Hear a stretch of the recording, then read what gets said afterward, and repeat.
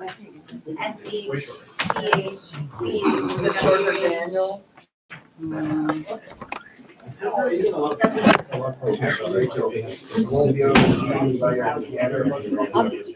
I'm gonna be there, and then I'm gonna move this when I get off. Why don't you come check it out?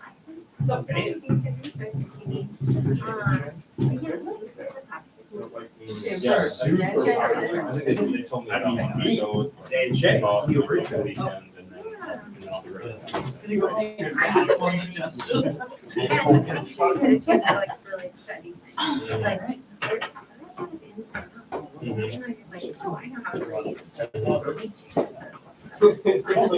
Yeah. See? Speakers all the way. Well,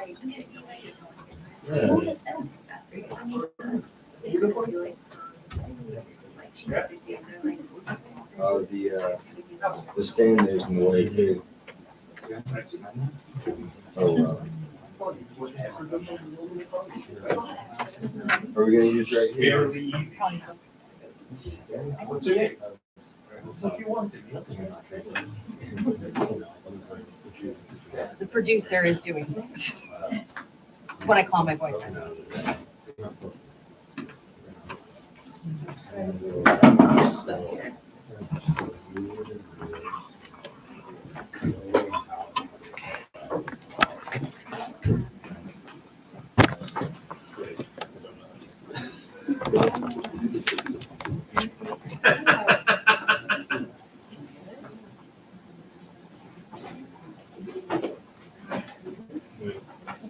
Hey.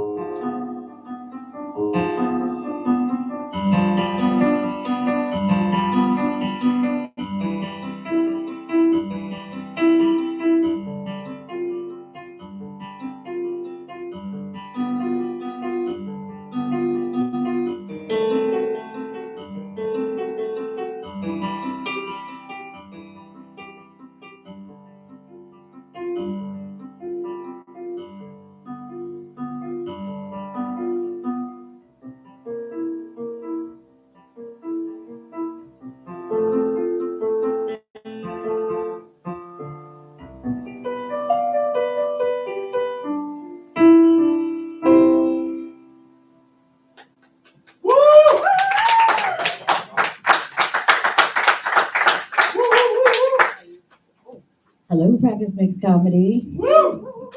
Welcome to the show. Whoa, we got an awesome show for you tonight. That was Prelude by Bach. He lived at some point. I'm terrible with history. It was a long time ago. He married a cousin, so that's a thing. We don't have to talk about it if you don't want to. So tonight we've got Kat Alexander on music. We've got who are you people? We've got Mama Swan doing, that's me. Dan Shea, this is his first time. Be nice to him. Sean Calhoun, this is his first time. He can take it. You don't have to be nice to him. And then Tricia D'Onofrio will wrap us up. And we may have a guest or two along the way. We'll see. Let me tell you about this amazing woman that's coming up to play you some music. I wrote some things down about her because she sent me a wonderful biography, but I liked these parts. So she is in a musical group called Lunar Carnival, and you can look them up on lunarcarnival.com. And this lady was raised by a family of wise and eccentric Russian immigrants, which I imagine affected a lot of things in her life, but mostly music. She has been on a journey. She's taken early music education not the education part, just early music in Indiana University. I forgot that there were two. Never mind. We can talk about it. She did a jazz vocal performance in New York, and then she changed everything and was like, you know what? Environmental science is for me. So now she lives the best of both worlds. Does she write music about environmental science? I don't know. We're going to find out today. No pressure. Do whatever you planned. Please give a lovely welcome for your musical guest, Kat Alexander.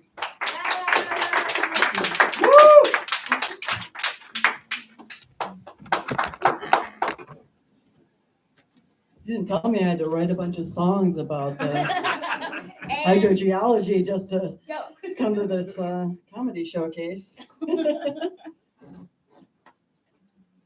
I do end up singing about birds and fish and stuff a lot. Can't help it, you know. Hey, everybody. Hey. This is really cool. Thanks for having me.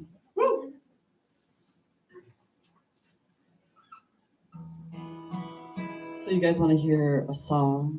Yes.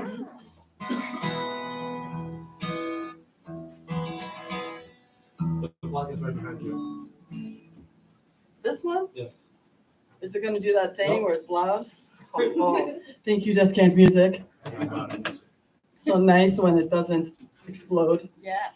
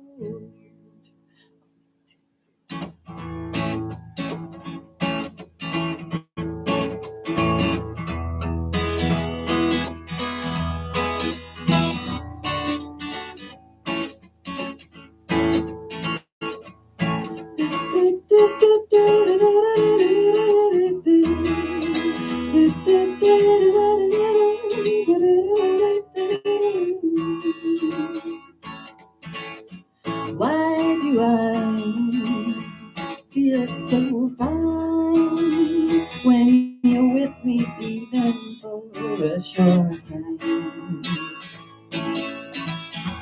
Why do I feel so high when you write me even just a few lines?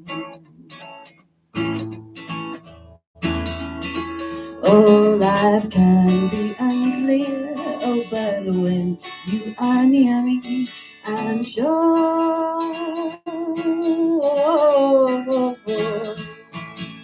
nothing's so far away, anything's possible after all.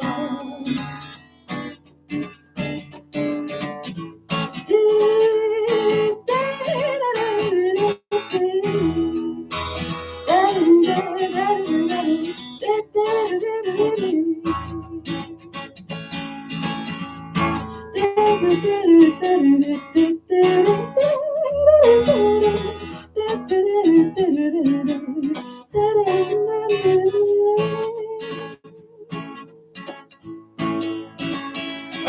life can be unclear, oh, but when you are near me, I'm sure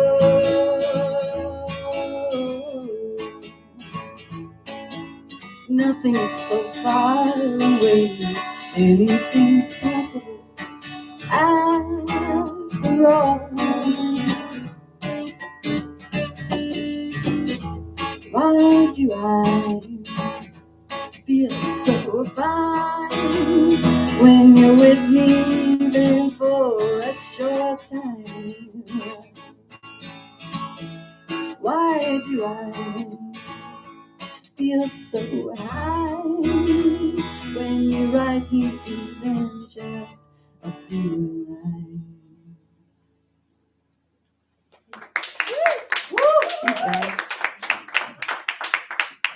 Thanks, you guys.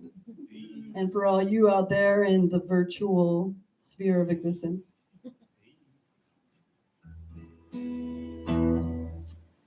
Yeah, music. So these are all songs I wrote. So, because I don't want to, break any laws, have you guys, somebody pounding on your door, $50,000 fee for playing the tunes. So, don't want to cause a ruckus. Figured I'd write some tunes. So, yeah, here's another one I wrote called In the Moment.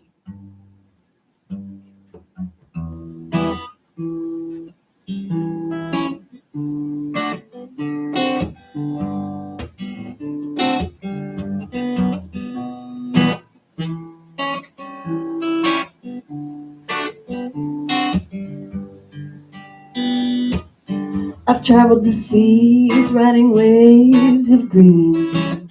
I laughed in splendor at the wonders I've seen. I climbed over mountains and I bathed in their streams. But this surpasses those things. How I notice what I notice when I focus on the moment now.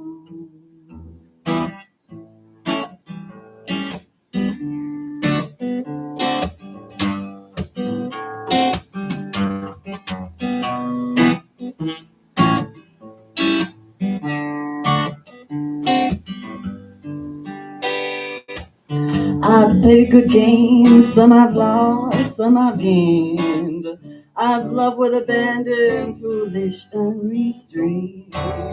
There's many a memory I will never regret, but this may be the best of them yet. Now I notice what I notice when I focus on the moment now.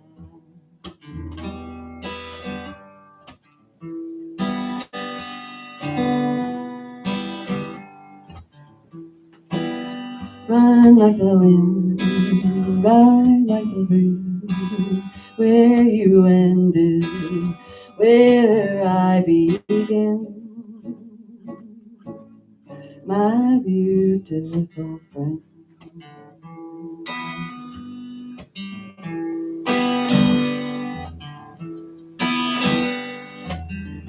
I'm out of the dark and into the light. And now that my heart is my own, I just feel so alive. Cracked open wide.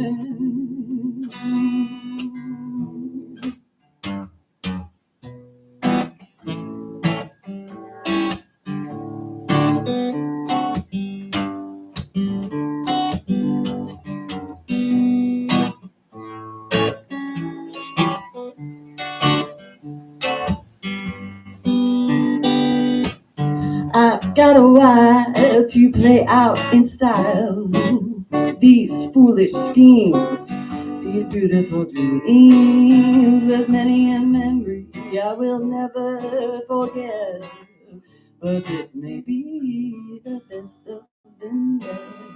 How I notice what I notice when I focus on the moment. Now I notice what I notice when I focus on the moments now.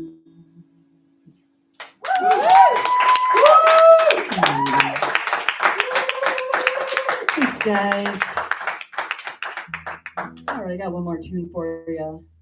It's a really long title, so my band doesn't like the title, but I like the title.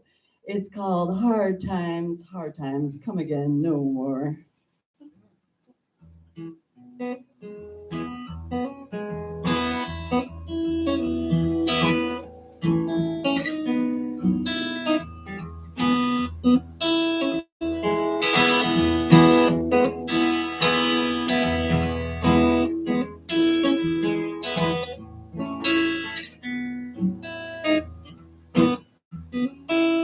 Lay my cards upon the table, and my heart is on the line. Hold me close if you are able. We got time. We got time. We got time. Time to share.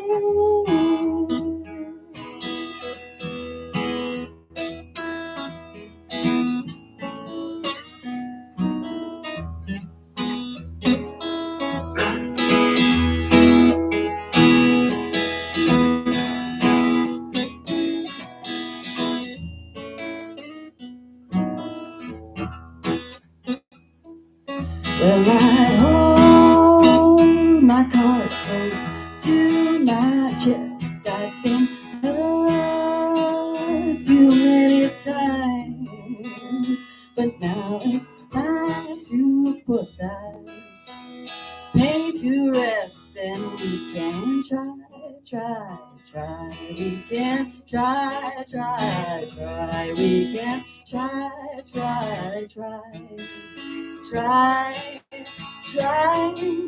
try to care.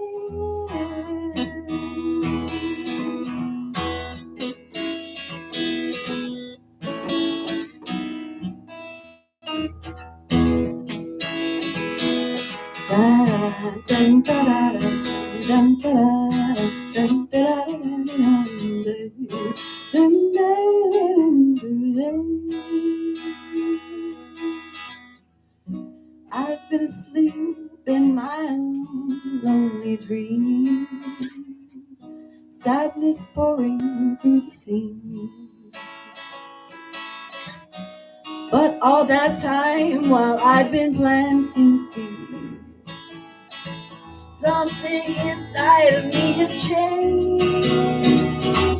Praise the Lord, I'm stepping off that shore and I'm going for a swim. Well, I finally found what I've been searching for, and it's so fine. It's so fine. It's so fine.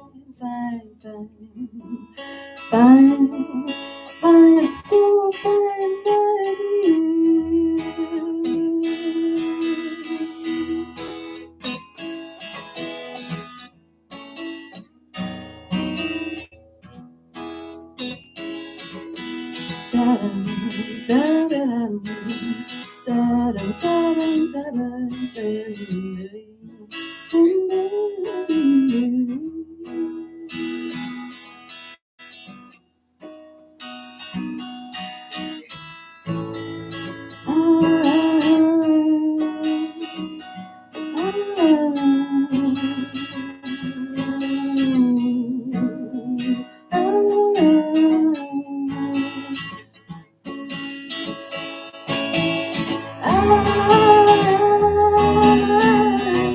Praise the Lord, hallelujah.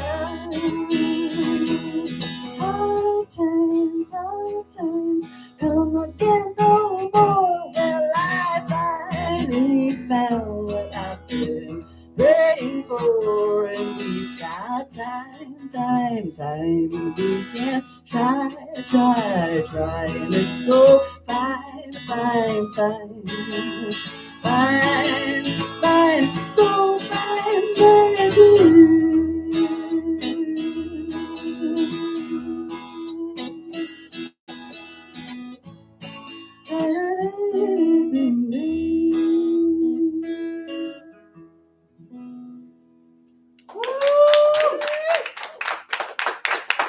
Thank you so much.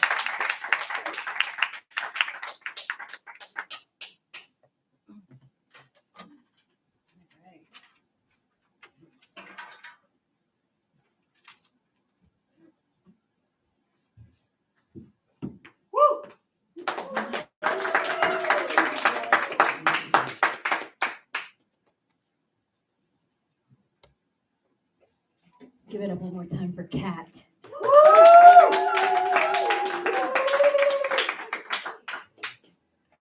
All right. I didn't check the volume of that before I started. I was so organized today. Anyway, your next comic is me. Woo! Thanks for coming. Oh, that was Kat's first time up here, and like honestly, first time I've ever heard her do anything. I just had a feeling. I was like, she's the voice of someone that probably can sing and doesn't lie about that. And I was right. Awesome. All right, enough music intro for me. How much attention do I need? All of it. So you guys are gonna think I'm a bit crazy, and it's valid. I know, you feel it. Crazy train. I think my life is a TV show. My first suspicion was when I came into work and everybody started clapping. I know I do a good job, but why were the customers clapping? Please. And then, oh my God, somebody started just recapping what had just happened like I wasn't there. Yes, I heard her order a no foam cappuccino. It hurt my soul the first time. Why are we recapping? Then somebody started like talking about how everything's changing and everyone's moving on in life, and wow, haven't we learned a lot of things? And I'm like, am I at the season end here? Is this what's happening right now? Is this a season end conversation? It certainly feels that way. It's even happening at home. Like, that's what's really getting weird. And my boyfriend thought I was crazy first, but I saw him like looking for bugs in the house, you know? I saw him.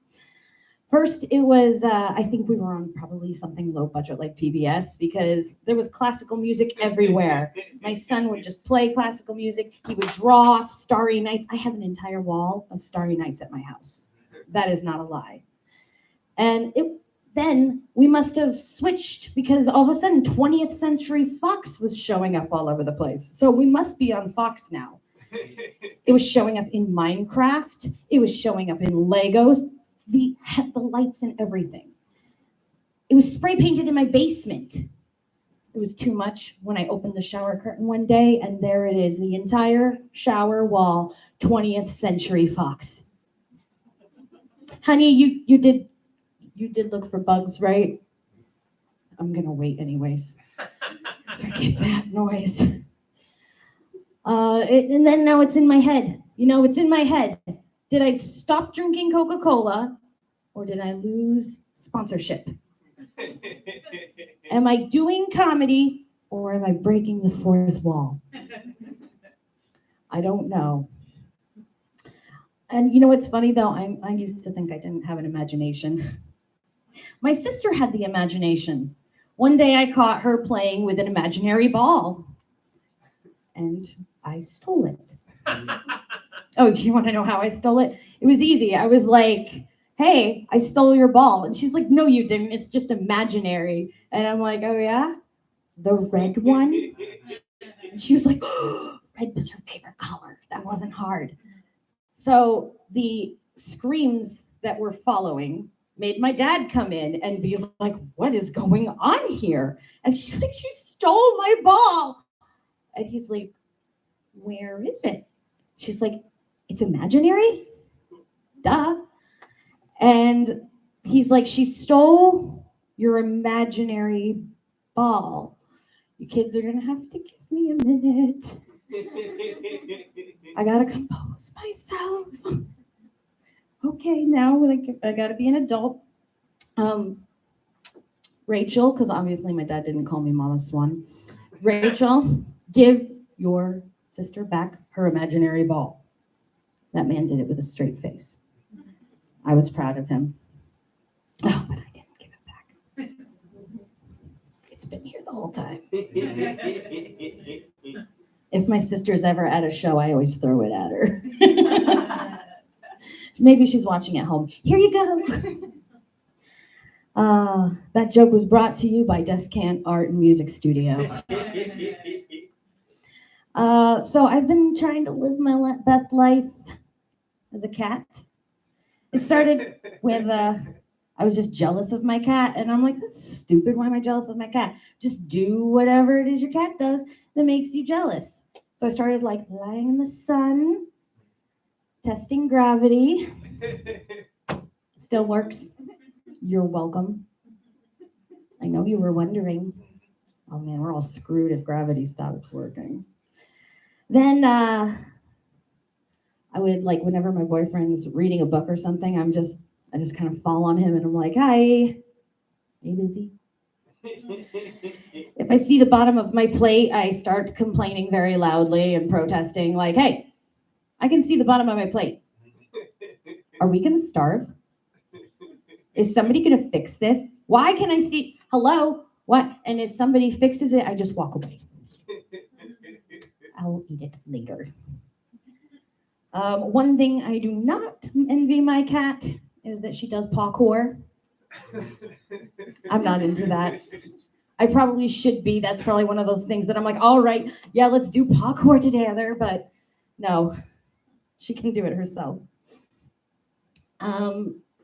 So I have like a lot of opinions about the education system.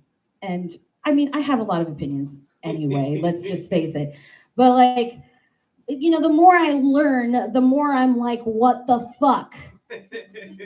Like, okay, the teachers are emailing me that my kids have to do their homework. But I have studies that say that homework does nothing to help them learn. I learned that teenagers naturally will stay up later and wake up later. Like it's a part of their natural process of becoming, you know, the next phase of human. It's their evolution. And yet we have them go earlier to school. And the more I dig in, the more I'm like looking into like, why are we doing this? The more I'm like, there's red tape everywhere. Everywhere. I am surrounded. It's so tacky. Who did this? Why do we have kids going to school for factories when we don't have factory jobs? Right? That is my vent for the day. And speaking of education, I did get the pleasure of homeschooling my children at the beginning of the pandemic. Just a month before, I thought to myself, I wonder what that would be like. What the fuck was I thinking? That it took me the entire summer to recover. But let me tell you, while I was there, I found this thing called Skype with a Scientist, and I was like, oh, this is cool. I'm gonna like have my kids talk to actual scientists and like hear what they're doing, and it'll be great. And so I got it, and we were talking to these people, and my kids didn't give a fuck. And I made them sit anyways. It was for me though. I was like, fine, I'll learn. I'm gonna just look up things I want to learn then if you're gonna be a jerk about it. So we talked to like an evolutionary biologist, which was great because like I grew up super religious. So when it came to learning about evolution, and I was homeschooled to boot. So like, they're like, hey, learn this thing. And I'm like, why? You literally tell me all the time it's a lie. Why are you? Oh, we want you to know what you're talking about. What? Does anybody know what they're talking about? The older I get, the more I realize, no. That was an important lesson. My favorite, though, was the guy who was at the Natural History Museum of Utah, and he brought us into the back room with all these huge dinosaur bones that like weren't even on display. We got to go in the back room, and some of these were like bigger than him. He's like 6 feet, and they're not even named. I'm like, we have unnamed dinosaurs? I had no idea.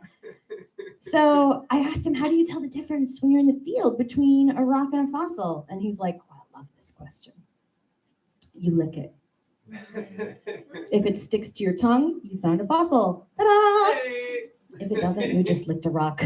I got excited because I'm like, wow, we just found a jobs for all these unemployed toddlers. Oh, I can just picture being in the field, gathering up the rocks and the fossils and being like, all right, I'm going to go to the toddler tent and get these licked. Oh, no, wait. It's nap time. And they unionized, so I can't lick it myself. Although, you know, when the robots take over, we're just going to be pissed that the toddlers have all the rock licking jobs. We want the rock licking jobs. All we have to do now is clean up the ocean. This isn't cool. So I have a joke. This was one of the first jokes I wrote. Woo! It's you know, your significant other loves you when they drunk dial you and you're both already home.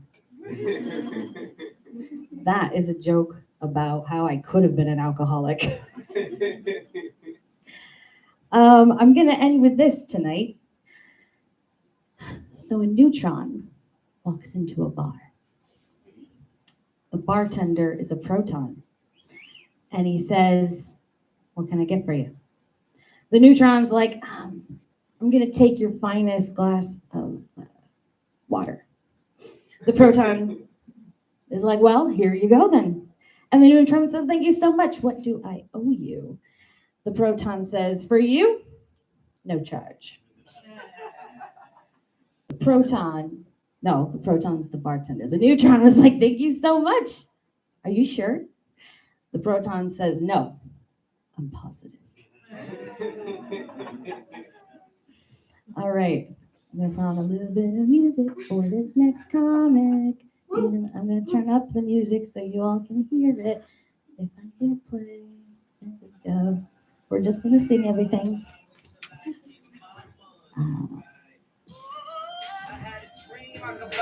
There we go. Okay, please give a warm Practice Makes Comedy welcome for Dan Shea.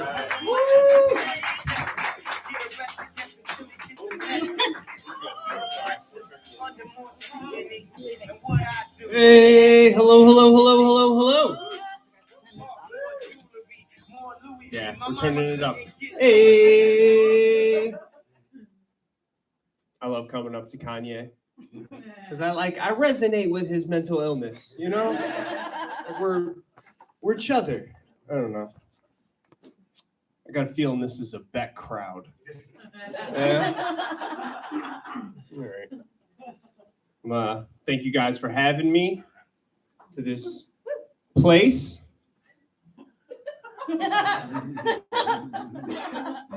Like, I kind of feel like somebody's gonna bring me in one of those rooms and like rub my balls and check for a hernia. I'm gonna have to like not cough and just look at his face and lick my lips. Hey. Just saying. Anybody in here ever been in a cult? I'm a cult survivor. I don't know. Sometimes I look out and see like maybe a Mormon, somebody, a Scientologist. I don't know. I went vegan for 3 months. Yeah, I gotta tell you, vegans are fucking liars. Talking about, oh my God, you're gonna feel so good, you're gonna feel so healthy, you're gonna have so much energy. and then you're just tired and shitting all the time. Like, this doesn't feel healthy. I remember when I quit, like the moment I quit, I was looking down at a plate of General Tso's tofu. Yeah, exactly. Spicy paper.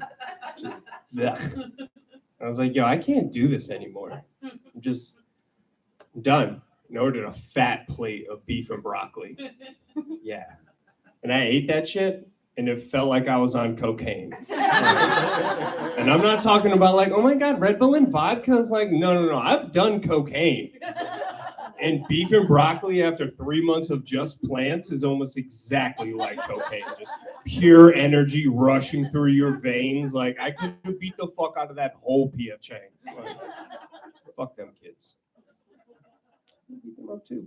I don't know. After I did like the diet thing, I had to like get healthy the other way. And if you're not going to do the diet, you got to go to the gym. I don't like the gym. I hate the gym. So I didn't go. And then all my friends were like, yeah, you got to get pre-workout. Have you ever messed with pre-workout? Anybody ever messed with pre-workout? It's over-the-counter meth. You buy that GNC, take one scoop, your skin's on fire, you have to shit everywhere. Like, how did I not buy this on a corner? Like, guarantee you I should have there's dime bags of pre-workout somewhere. I don't know. I didn't want to do it. So I went to the gym. You know how you got to walk through a maze to get into the locker room? I go through the maze. There's this like fine 70-year-old gentleman, butt-ass naked, doing push-ups in the locker room. Sir, you know there's somewhere to work out, right? Like, you don't even have to go far. Like, you just gotta put on clothes. Win, lose, I don't know. I get out to my first machine, feeling good. This girl walks up to me. Guarantee you her name was Brittany or Ashley. She was like, excuse me, I was about to use that. Bitch, I am currently using it. I never walk up to you 4 nails deep at the nail salon like, excuse me, I was about to sit there. Like, you tell me to fuck off too. Fuck off, lady. A serious question. Thought experiment, if you will. Are you like technically a pedophile if you have sex with a trans woman? Because that's probably like 3-year-old pussy, right? Oh. Yeah, it's definitely not 18-year-old pussy. Just saying. Laws get squirrely. I feel the tension. I feel it. That's why I said thought experiment. I'm just saying. You do you. Anybody else become poor recently? No? You're all wealthy? All right. Gas? Jesus, you have to be a fucking millionaire to afford gas. I didn't mean like independently. I just meant like not poor. Like, oh, you're one of them bougie people. Like, you can afford gas? All I can afford is gold. No, I'm poor. Came out of nowhere. I used to drink Starbucks. Yeah. When I was at Dunkin' Donuts? Shit. And then you're at the fucking peasants at Cumberland Farms? No. I made some poor life decisions. Drinking this 99-cent shit with these fucking plebs. And like, I voted all the right ways. Like, I was a good liberal. And I'm still poor. And now like, pancake syrup and rice is racist.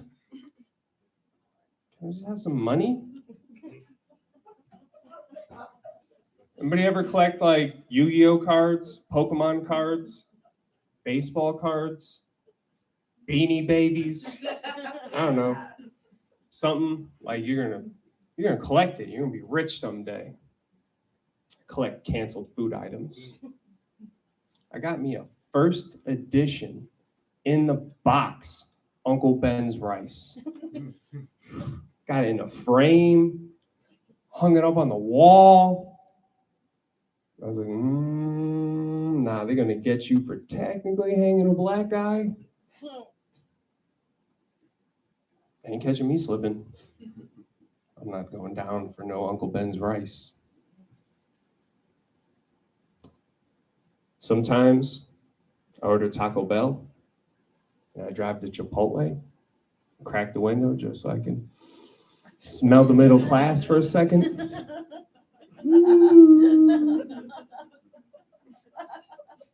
It's fucked up. Maybe notice how words are broken now? Like words don't mean what they used to. Like we're all aware of literally, right?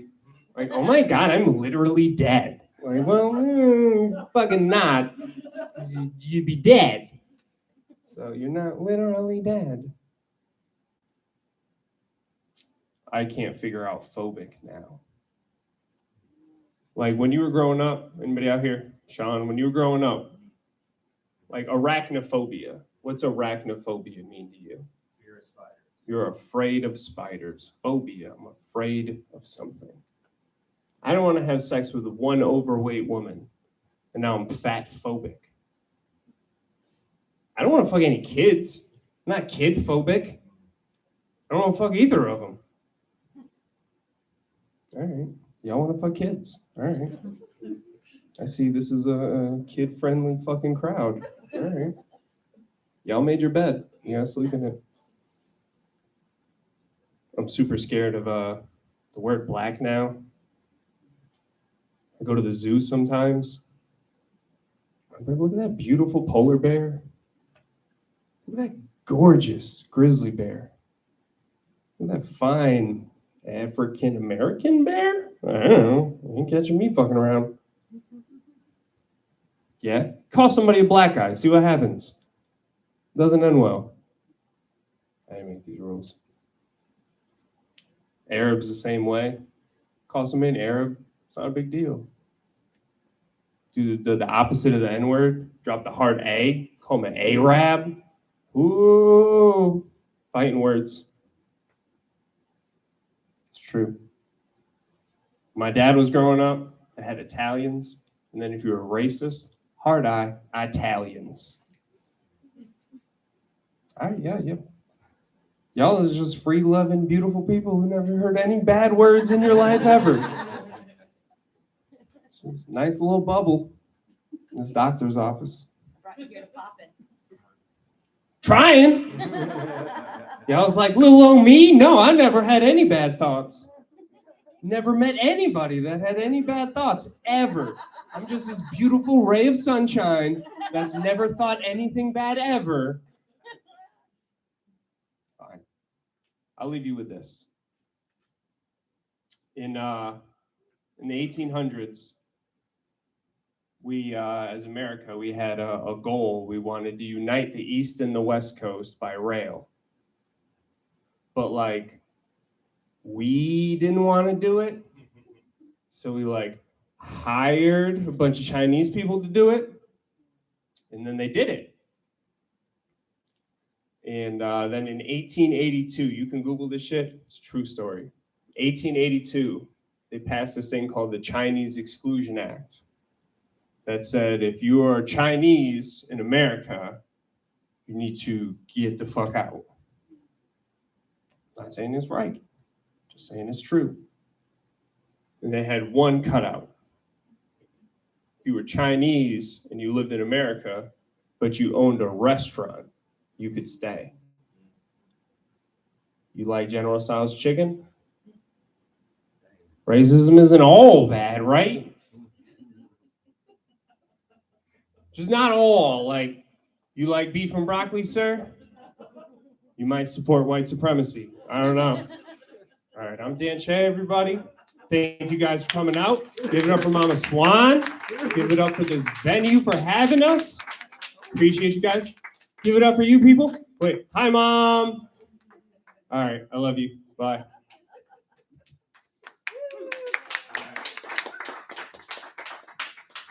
Give it up again for Dan. Woo. Yeah, America's done a lot of weird things. We're all one of them, if we're being real. I know why we haven't voted for a female president yet. I know why. It's because America's a young country. We basically are a teenager when it comes straight down to it. And no teen's gonna vote for mom as the cool kid. Oh yeah, she's gonna make us clean the house before we're able to play any more capitalism. So I have a guest comic coming up. She's new to comedy, but she won't be for long because she's getting practice in. Please give it up for Betsy.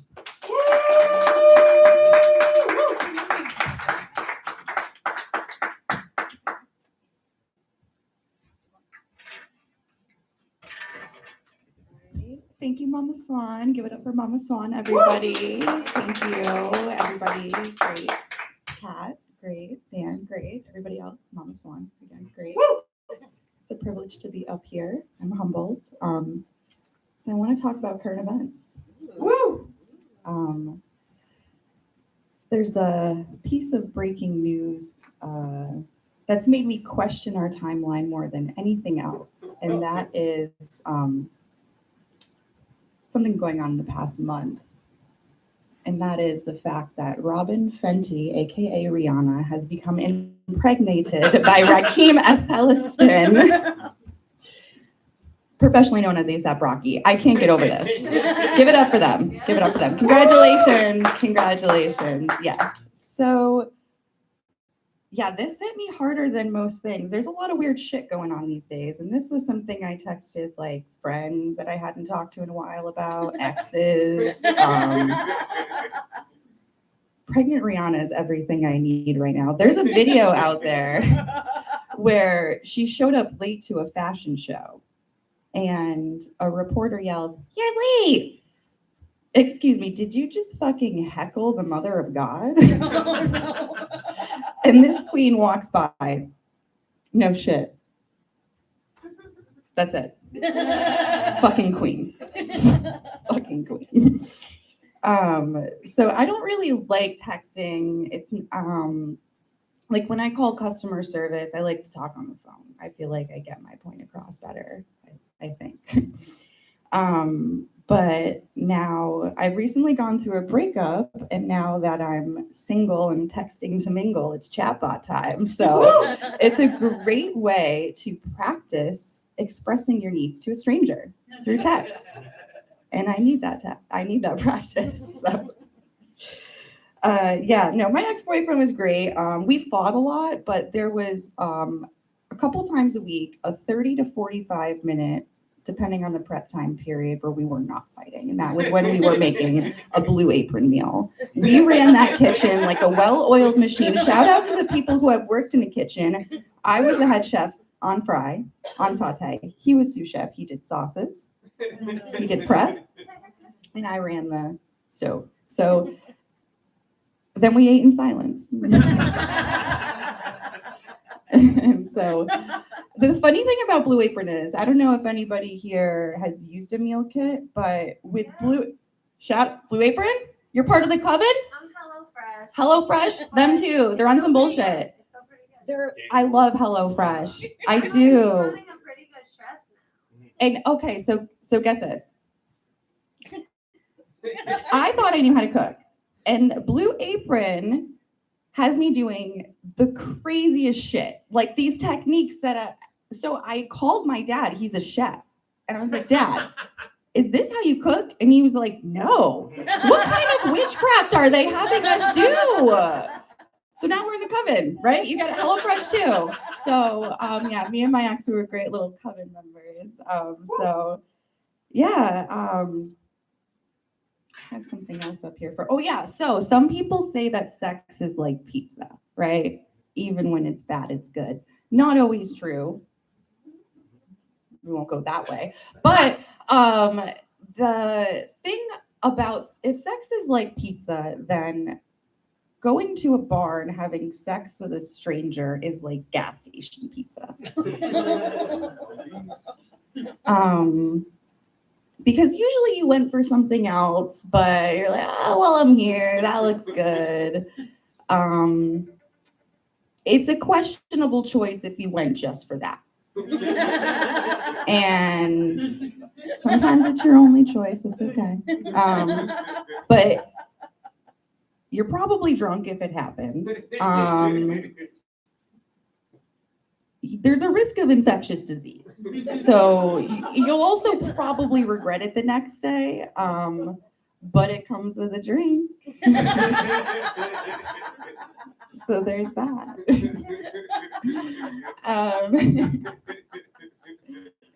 I think I lost my pen. I think I might have a couple more things for you guys. How much time do I have left? We have 1 more minute. So I think my therapist is watching right now. He's my biggest fan. Hey, Dr. G. Yeah, it's my strongest male relationship in my life. 6 years running. Therapy is great, everybody. So I actually am going back to school to be a therapist right now because I'm a dental hygienist right now, and anything beats cleaning mystery hairs out of people's teeth. Like, is that a pube? Is that a dog hair? Is that a head? I don't know.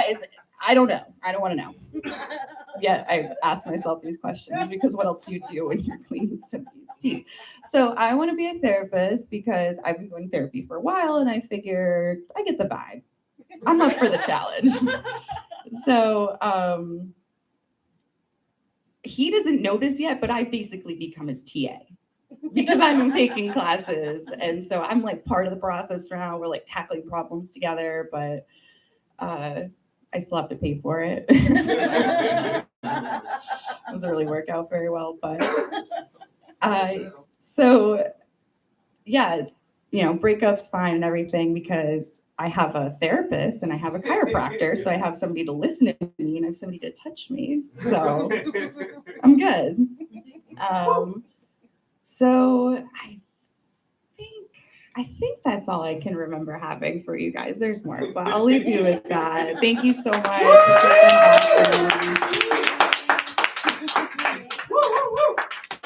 Bye, Dr. G.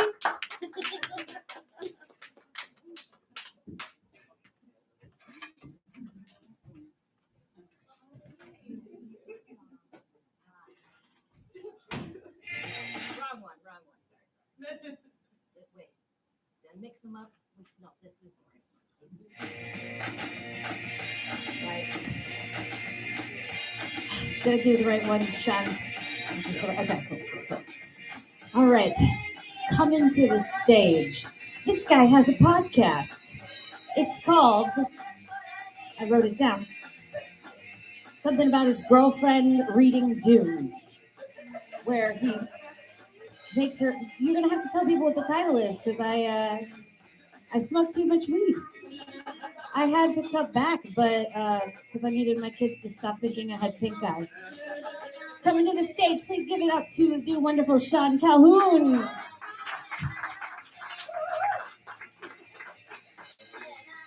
Thank you, Mama Swan.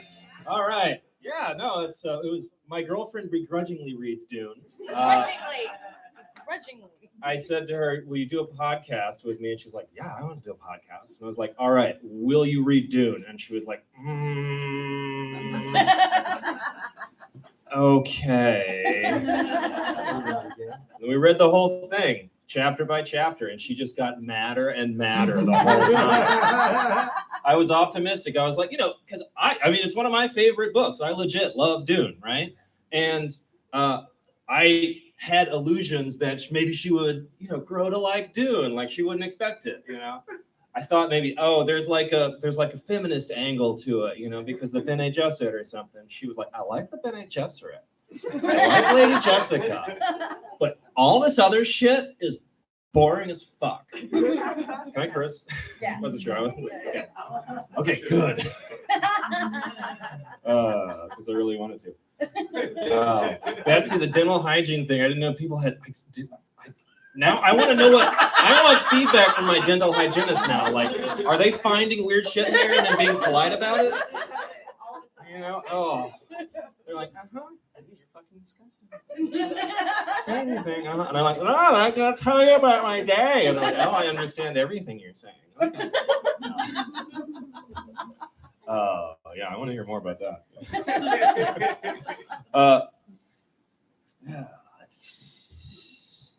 Lived in this area for a while now. I am from Texas originally, and here's what a Texas person thinks about Connecticut before we actually come there. Is we think it's like, that's where the rich people from New York live, right? And I think that's still true. But what I didn't realize when I moved to Massachusetts and spent a lot of time in central Connecticut is that there's some like tough areas of central Connecticut, and they're proud of that. They got like nicknames, like I heard somebody say, New Britain, we're hard hitting, Or my favorite was somebody said, New Haven, we're not just Yale, New Haven, pistol waving. Yeah. And when I thought I wanted a cool nickname for where I was living at the time. But the best I could come up with was Northampton, Peter Frampton would like it here because of our organic vegetables and vibrant craft brew scene. Not that tough. Mama Swan was talking about cats. Yeah, I ruined all my cat bits. I was going to go on and on about cats. Can't now. You don't hear my cat humor now. No, I just kidding. I'm still going to talk about cats. It reminded me when you were talking of that I went to Catholic school, and in Catholic school you learn about like official Catholic doctrine. Which is very Dungeons and Dragons like. So I aced that class. And one of the things we learned was that cats don't go to heaven because they're animals, and animals don't have immortal souls like humans do. They have mortal souls. And this was explained to my class by our theology teacher, who said this with tears streaming down her cheeks. I like to think that when I die, I'm going to see all my little kitties in heaven again. But I know that that's not true. And like, that's not true? How do you know? I looked it up in the Catholic Catechism, which is like extra Bible. And yeah, sure enough, it was in there. But it's just like something some pope said in like the year 500, probably because he got caught fucking cats. This is not in the Bible. It's not like Jesus came down off the Sermon on the Mount and somebody was like, "Oh, great job, Jesus. Quick question. I really love my cats. Are my cats welcome in the kingdom of heaven?" And he's like, "Amen, amen, I say unto you." Sorry, dog, fuck your cats. No, it's heaven. We have really nice furniture. Didn't say that. Say what you want about Jesus Christ. He's not that kind of guy. He seems nice, when you read about him. All right. I read comic books sometimes. I know you're surprised. But I've always been confused about this one thing, and you'll know what I'm talking about even if you don't read comic books. It's in Superman comics and movies. There's always these three guys on the street that like see Superman. The first guy, he's the one that goes, "Look up in the sky! It's a bird!" And the second guy's like, "No, it's a plane!" And the third guy goes, "No, it's Superman!" Like, what was that first guy so excited about? I I like birds. But I'm not grabbing other strangers on the street and going, look up in the sky! It's a bird! More into planes.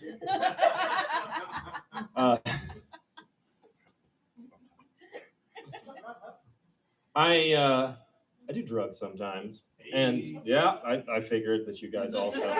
I'm not talking about hard drugs. I'm just talking about I do marijuana, which is legal in this state, and sometimes magic mushrooms too. Right? And I like to say not hard drugs because I am a school teacher and I don't want people to like freak out and be like, oh, he's doing like bad drugs in front of no. Come home, I smoke pot sometimes. And in my defense, you've met your kids. But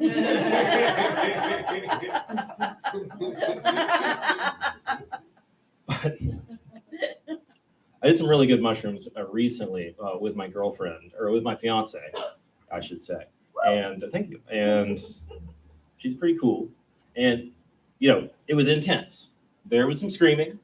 There was, some very heated discussions about home decor. But ultimately, we merged personalities. And when we came apart again afterwards, some of the personality of hers wore off on me and some of mine wore off on her, which was great for me because she's really organized. And so I've been like getting shit done. And she's just kind of been sitting around staring out the window, which is usually my job, looking for those birds. It's usually not like that. My experience with mushrooms is usually you spend about 6 hours going, I think it's happening. I think it's oh, here it comes. Oh, sometimes like you feel like you can and jump into it. It's like and hallucinating. It doesn't, it doesn't really work that way. I used to live in New York, and I got some mushrooms, and I planned my whole day around the mushrooms. I was like, I'm going to wake up in the morning, I'm going to eat the mushrooms, and then I'm going to go to the Natural History Museum. And I did. Thought it was going to be great. Saw the dinosaurs, but I wasn't like communing with the dinosaurs the way I wanted to. Mushrooms were not working. Went out to Central Park. It was beautiful. Spring day, flowers everywhere, colors. But, not the kind of colors I was looking for, right? Just was angry about it. I just went home and I spent the rest of the day sitting on the couch watching TV with my roommates and just angrily eating the rest of the mushrooms. So they weren't doing anything. But I get up the next day and both of my roommates are like, Sean, oh man, you were tripping balls last night. I was like, what? They're like, no, man, you were talking about like Admiral Nelson and tall ships, saying all this crazy shit. And I was like, guys, that's what I always talk about. You were just listening for once because you thought I was tripping. Assholes. Moved back to Massachusetts. It wasn't coronavirus. It was those assholes. But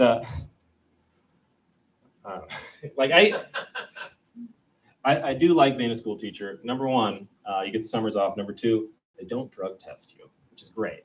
I used to be an engineer, and every time you go in to get an engineering job, they always say this. They say, "Okay, we're going to drug test you now, and then we reserve the right to drug test you at any point randomly, at our choice." Right? I told them, "Listen, I will pass this drug test." And if you tell me when the next one is, I'll pass that one too. And I believe that my willingness to schedule my drug use around your tests is a testament to my commitment to this company. They gave me the job. I'm 36 now, and no, I'm 37. Shit. It's an old joke. 37, and that means that I just like giving people advice. They don't ask for it. It's like, what are you, 25? Sit down. I'll tell you how it works.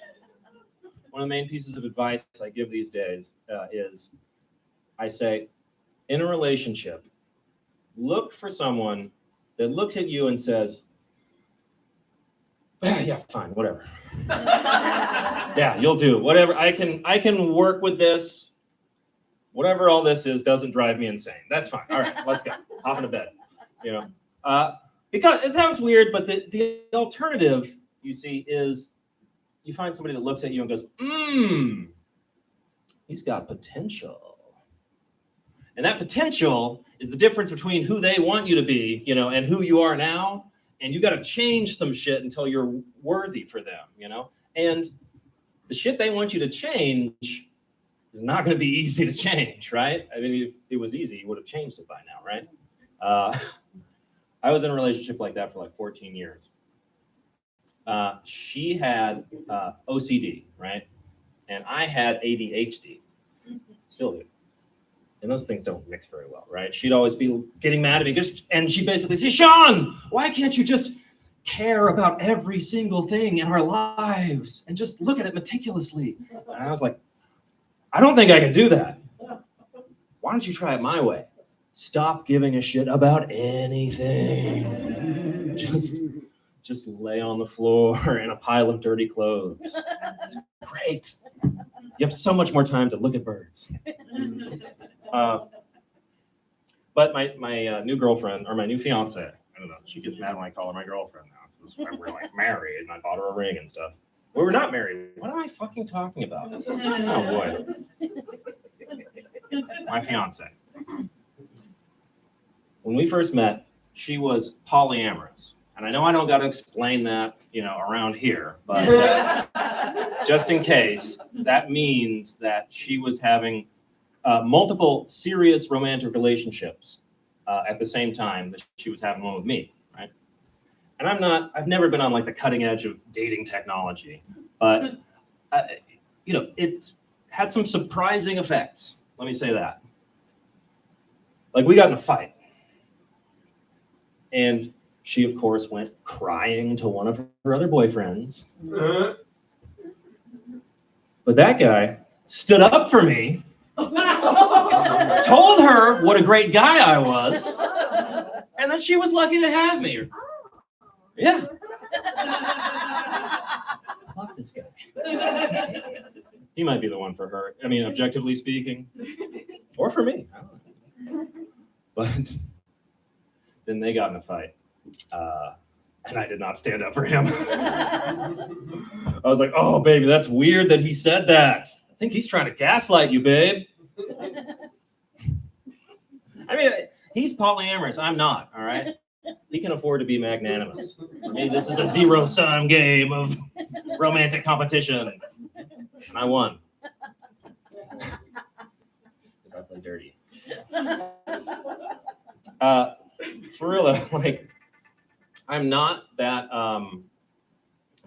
adventurous, romantically or sexually.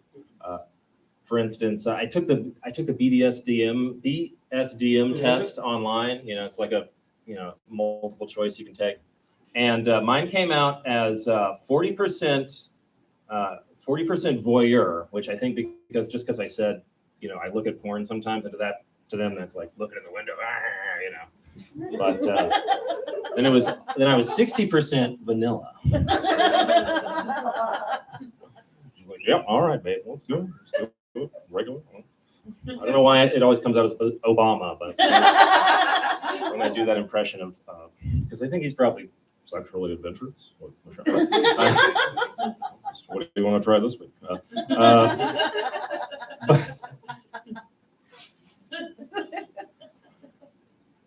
All right, to illustrate my point, one time I was having sex with a lady. We were in the main part of that. Favorite position, mine, missionary. And she switches it up a little bit. She decides to reach around the back of me and just sort of put her middle finger over the top of my butthole, you know? Yeah, kind of like just a question, or maybe a warning, you know? I don't know if you guys have rabbits or have ever kept rabbits.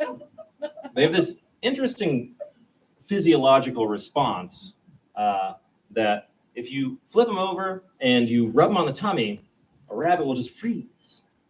And that's handy if you're a rabbit owner, because then you can like trim their nails or apply ear medication or do anything else that normally a finicky little bunny wouldn't want you to do, right?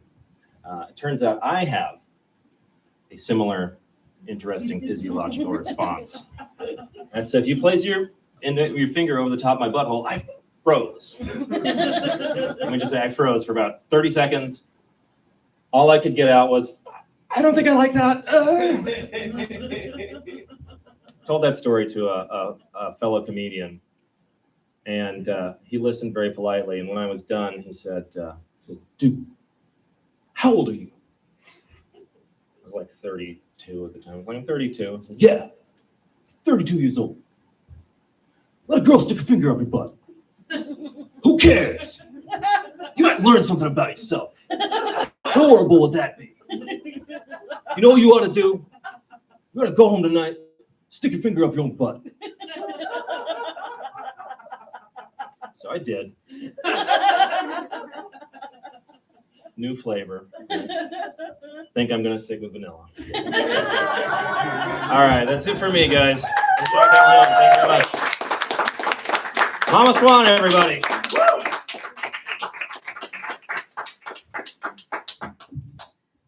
Give it one more time for Sean. All right. Are you guys ready for the final comic? All right. This girl has been on here before, and she decided she liked us enough to come again. So please give it up for Tricia D'Onofrio.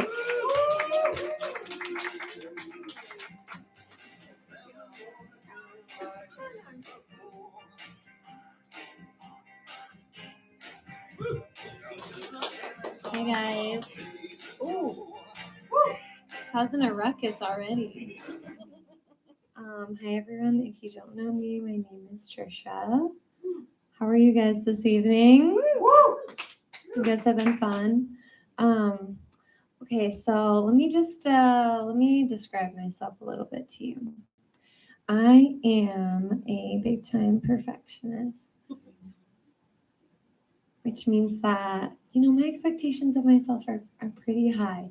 I just expect things to go really well, like 175% of the time. So I don't know what you're thinking, Tricia, that's not attainable. First of all, it is if you're me. Just write that down. Thank you. I came up with an illustration of what it's like up here. It's like this. Imagine you have a little corgi. He's thick with 2 C's and he rocks it. And his name is Croissant. And you enter Croissant into a cutest pets contest. But Croissant doesn't win. So you scoop up your clinically obese dog. And you walk over to the judge's table. And, they gotta catch me on the screen.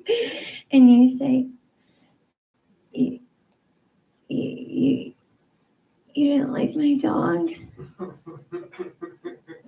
Except for I'm the judge's and I'm Croissant. Yeah.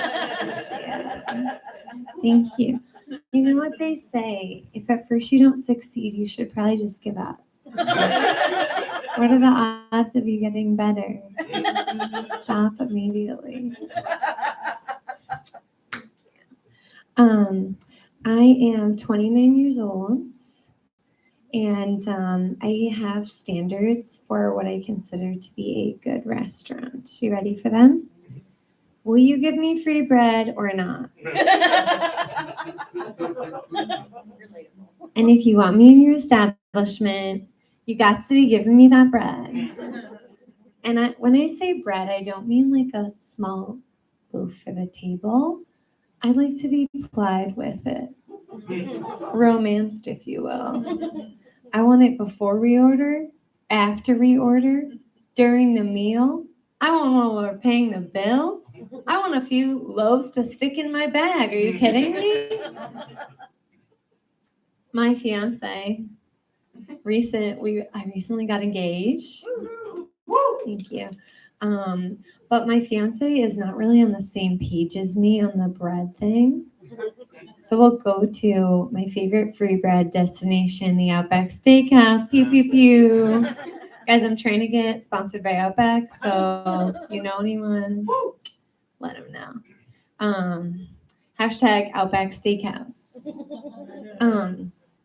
So he'll take the little loaf and he'll cut it in half and he'll eat a half and go, I'm gonna save my appetite for our meal. I'm like, babe, we're not here to save our appetites, all right? We're here to get the bread. This is leaving free bread on the table, is what I'm saying. Last time I went to Outback, it's been a minute since I've done like a lot of indoor dining. I'm definitely like go pretty sparingly since the pandemic. And whenever I go, I'm like, is this real? Is this a good idea? Like, does anyone feel like a freak when they go to indoor dining? But like recently I was like, you know what? I miss Outback. I'm gonna risk it for that biscuit. Let's get in there. Let's get that bloomin' onion. And so I go in and I get a waitress who is her name is what every waitress is named. It's like, it's Amber. Right? And on the 8th day, God said, let there be Amber, and she will be a waitress. And she'll look a little slutty and smell like cigarettes. But she's going to be good. She's going to be your girl. So I'm in Outback, and I'm pretty sure Amber's manager had a talk with her that day, saying that her babe numbers were low because she was babing me up, you know? Babe, you got to try this. Babe, did you see these appies? Careful, babe. This plate's hot.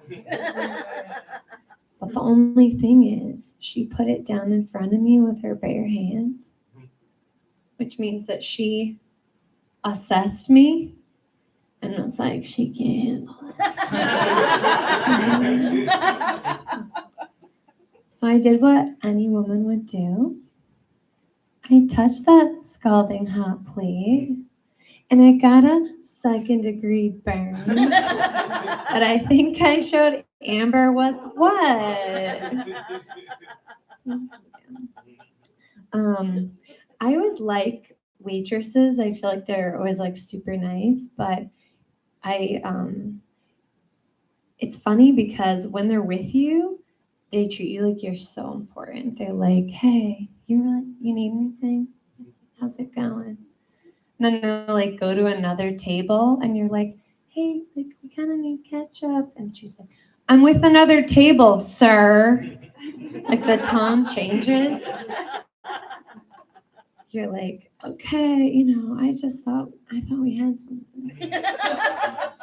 She's like, listen, this is an open relationship. You need to move past it. I'm like, listen, I thought I could handle it, but I guess what I'm saying is I want to close my tab. It's too much for me. I was driving the other day and I saw my car cousin. Do you guys know what a car cousin is? When you see someone who's the same car as you, right? Sometimes you give them a little beep, like, what up, Honda Club, what up?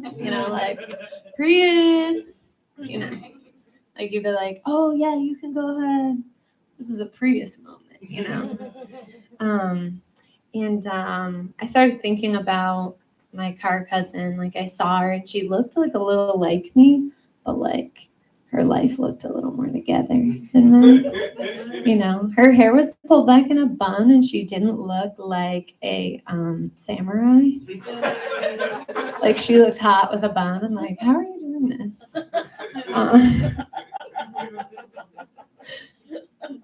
So I'm like, her car's right in front of me. And it's like all of a sudden we hit some traffic. And it's like a nice day. So like she opens her window and I'm like, wow, she's a carefree girl. Open windows on the highway. This girl's cool. She flicks out a lit cigarette and it goes rolls onto the hood of my car into my windshield wiper area, and my car starts to fill with smoke. So I literally had to park my car, jump out of the car, get the cigarette, throw it. Guys, they say don't meet your heroes. Damn. It's like, damn. I thought the bun was a good sign, but like something's amiss, clearly. So I know that everyone doesn't like their job and is like trying to leave actively, or is just like job hunting at work, like in front of their manager, like, yeah, you better treat me right. Listen, But I was recently watching like a little show on ancient Egypt, and I don't know if you guys know this about pharaohs, but when they die, they try to give them everything they'll need for the afterlife. So they'll give them money and food and sweets and their servants. Imagine trying to call out of work for that. Like they literally will just be like, oh, Pharaoh's dead, poisoned. You're like, oh, listen, I really want to come in, but like there's like a plague, there's like all these frogs in the road and locusts, oh, my drinking water is blood right now. I don't think you guys want me. They're like, you better get in here. We're sending a chariot for you. Get over here. I'm a teacher, a kindergarten teacher. So they make you do a lot of trainings when you're a teacher.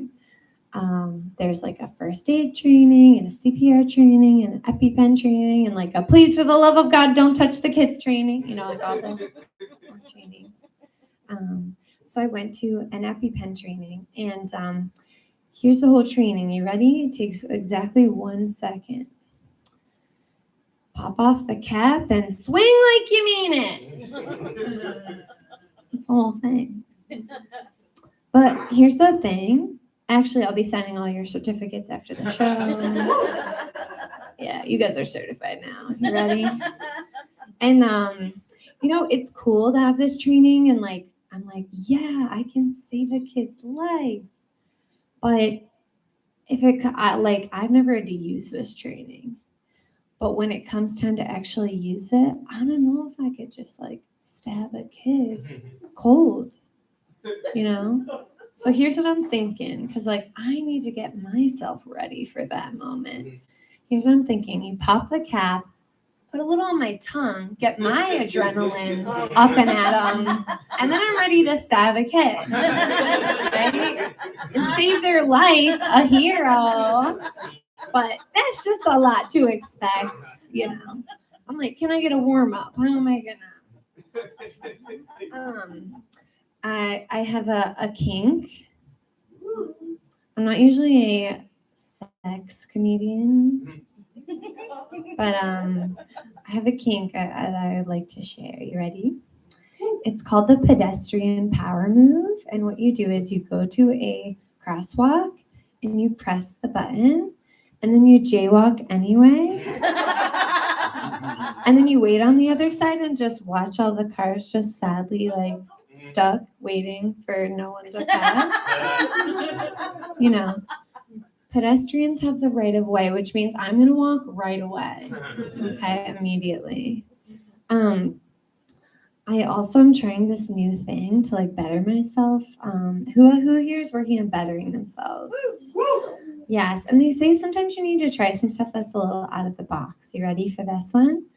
I'm trying this new thing where I go to the laundromat and I contact a girl who lives halfway across the country, and she meets me at the laundromat. We put our laundry in the same washing machine. When the washing machine runs out, we quickly grab each other's clothes and go back to our respective sides of the country. Are you following me? Yes? Guys, you know what I call it? The Lint Trap starring Lindsay Lohan. Is that fun or what? So because I'm a teacher, I don't ever want there to be any nakeds of me out there. So I've had to come up with an alternative that I think is still pretty spicy. You ready? Ready for some spice? So here's what I do. I get all dolled up. I get my camera ready, and then I throw some pepper in the air, and I try to capture myself mid sneeze. Guys, my neck muscles are jacked. If these got leaked, I'd be proud, and so would my dad. Okay? Not to brag, but that's just what's up. You guys know how on death row they give you like your final meal? Does anyone have an idea for what they think that their final meal would be? Like, you're about to meet your maker. Like, what are you eating? Half a sundae? What do you got? Steak. Steak. Okay, what else? Pasta? You're gonna go out on limp pasta? Come on, this is your maker. Are you kidding me? Okay, I've come up with the perfect thing. You ready? My final meal is going to be hibachi because I love a little pomp and circumstance. And, I can meet my maker knowing this is the last volcano I'll get to see. The onion volcano is everything, guys. Even though I love hibachi, I always am very freaked out about the idea of trying to catch food because I am not very coordinated with that. I just wasn't a kid that was like I had better shit to do, I guess, But some people it's literally the hibachi guy will literally give me 4 tries, and it is so embarrassing. Every time it hits me in the forehead, I'm like, I have a master's. This is just, I gotta do better. Do better. My fiance was like, we gotta practice. We're literally practicing with goldfish. He's like, your birthday is coming up. We gotta train. I'm a feminist, as you could tell, right? By my everything. So that just means that I think that women should be treated nicely and paid equally as men, and not discriminated against. No big deal. The only problem is I'm not that coordinated. So I have to be listen, women can do anything a man can do. Not me personally, but other women can do it.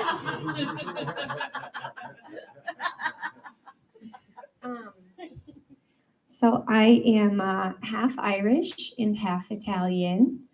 But I mostly identify with my Italian side because the food's better. I'm sorry, but the Irish, all they have going for them is the potato. It's we got a Irish soda bread, trash.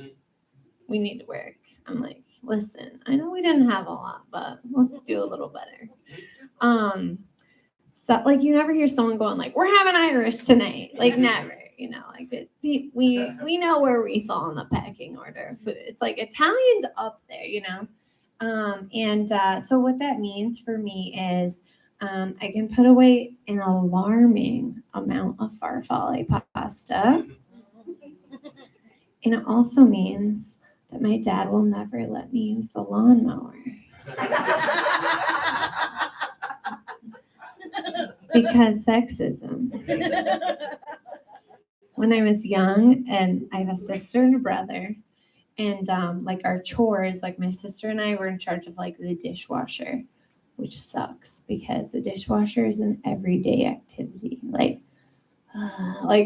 start to be why are you using so many dishes? Becoming a little neurotic about the dishes because I'm I just did the dishwasher. And my brother got to just mow the lawn once in a while. And I was this isn't right. So I go to my dad. I'm why can't I be I want to be the lawnmower guy. Let's put Nick on dishes for a bit, right? Switch it up. My dad's girls can't use the lawnmower. Girls can't drive. And I'm Dad, that is a stereotype, not a rule. Okay? He's sassy. He's a sassy boy. Do you guys ever think about the new Willy Wonka movie? I like it because it basically is it basically just sort of spells out what communism is.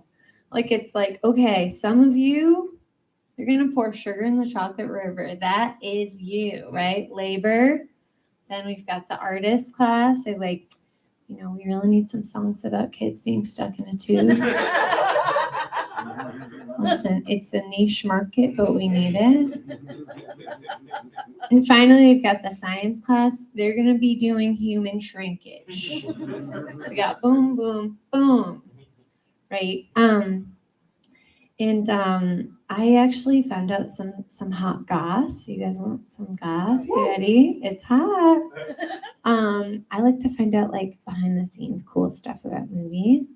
And the boy who played Mike TV, his real name is actually Mike. And Mike didn't really like come back okay from that experience, right? From being shrunk. Like it changed him, you know. His hair turned white from the shock.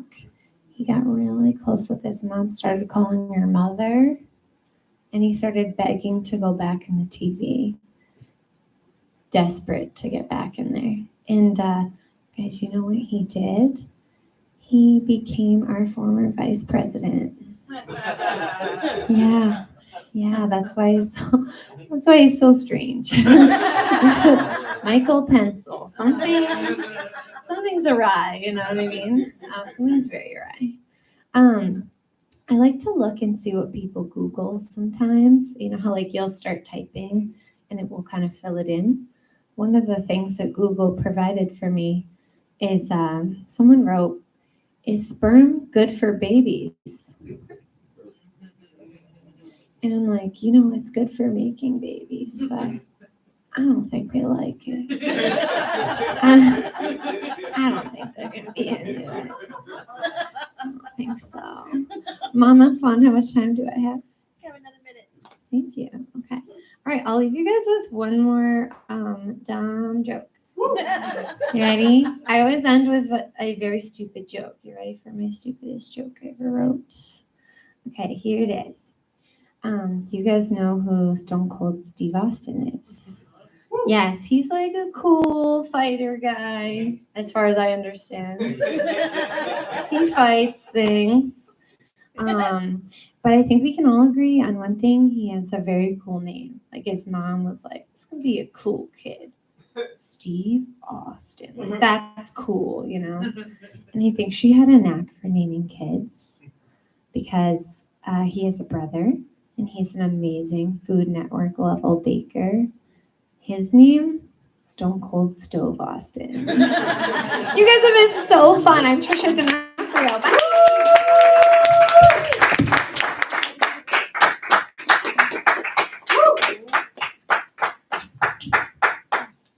There's one thing I gotta do in comedy. It's like, all right, guys, let's get organized on how we're greeting each other when we come and go up here. Yesterday, I did a showcase at Luthier's, and I went to give a high five to the host, and he went for a high 10. I did not get hit in the face. So before y'all go, I have like the business stuff to talk about. First off, this is Desk Camp Art and Music Studio, and I forgot to tell you that. We teach piano here, we teach bass, we teach guitar, we teach voice, and drums. So if you want to start a rock band, learn how to play first. Our next show is going to be March 18th. I have Whitney Allen, I have Anthony Vega, Matt Woodland, and Ed Smith. It's going to be super fun. Padded Bolts is playing that week. All I'm doing is hosting. It's going to be weird. The comics are working for tips, so for 90 cents a day, you can feed a comic They're starving artists. Did you hear 2 of them were teachers? We got to help them. So if you can, donate. It's PMC Pity Cash for Venmo, and that would be cool. Yeah, what else do I got to tell you? I told you all the things, I think. Oh, subscribe on YouTube, because if I have 1,000 subscribers, I can stop using this bullshit computer for this and start using my phone, which Apple has kind of a better camera. You So don't want to be a ghost and like going all around, fuzzy. sure, no, I don't. Every time I move, and I want to do more movement in comedy, like you guys can watch this video. It's like, what is that circle going around her right now? It's annoying. So yeah, subscribe to my YouTube channel to help me out. I don't care if you like it or not. Like and subscribe. Just subscribe. I don't care.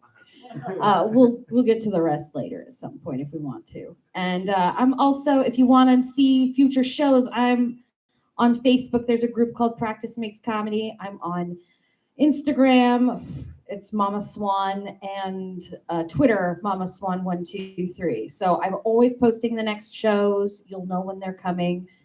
And that's all I have. Thank you so much for coming. Thank you, performers. You all did great. We'll see you next time.